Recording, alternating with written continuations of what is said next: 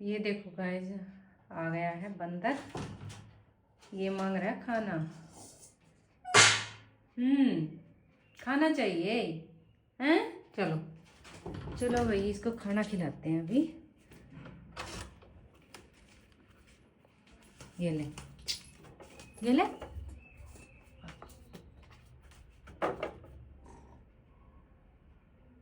देखो आराम से बैठ के खा रहा है। इसको डर लग रहा है कहीं कहीं और ना आ जाए, इसलिए इधर ही बैठ गया।